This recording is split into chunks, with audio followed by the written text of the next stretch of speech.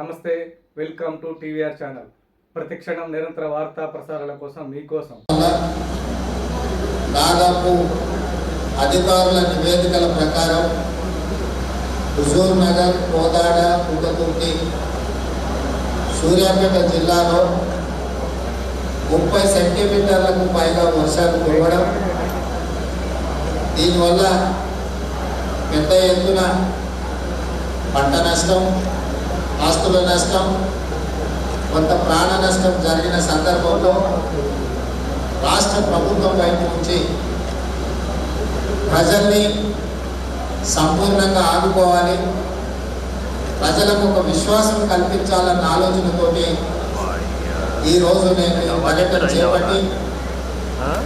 సూర్యాపేట జిల్లా కోదాడ శాసనసభ నియోజకవర్గానికి పర్యటనకు రావడం జరిగింది. ఇందులో పెద్దలు మంత్రివర్యులు ఉత్తమ్ కుమార్ రెడ్డి గారు, మంత్రివర్యులు కోమటిరెడ్డి వెంకటరెడ్డి గారు, పార్లమెంట్ సభ్యులు నల్గొండ కుందూరు రఘువీరెడ్డి గారు, ఉత్తమ్ పద్మావతి గారు, కోదాడ శాసనసభ్యురాలు మందుల సామ్యల్, ఉగతూర్తి ఎమ్మెల్యే గారు, కలెక్టర్ గారు, ఇతర ప్రజాప్రతినిధులు, అదేవిధంగా సాగునీటి, విద్యుత్ శాఖ, ఆర్ఎండ్బి, పంచాయతీరాజ్, ఇతర శాఖలకు సంబంధించిన అధికారులు క్షేత్రస్థాయిలో గత 3 రోజుల నుంచి నిరంతరం ప్రజలకు అందుబాటులో ఉండి ప్రజల్ని ఆదుకునే ప్రయత్నం చేసి ప్రాథమికంగా సూర్యాపేట జిల్లాలో జరిగిన ప్రాణ, ఆస్తి, పశు నష్టము, ఆస్తుల యొక్క నష్టాన్ని అంచనా వేసుకొని కలెక్టర్ గారి నేతృత్వంలో ఉత్తమ్ కుమార్ రెడ్డి గారి సమీక్ష సమావేశంలో వారు ప్రాథమిక నివేదికలు రాష్ట్ర ప్రభుత్వానికి ఇవ్వడం జరిగింది. ఈ ప్రాథమిక అంచనాల ప్రకారం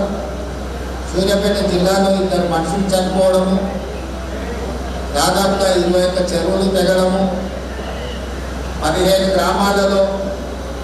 480 మందిని ఇతర ప్రాంతాలకు తరలించడము, 20,000 ఎకరాలలో పంట నష్టం జరగడము,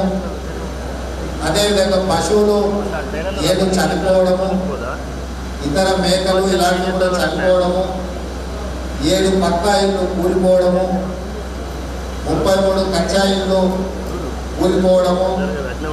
అదేవిధంగా హైదరాబాద్ విజయవాడ హైవే దారి కూడా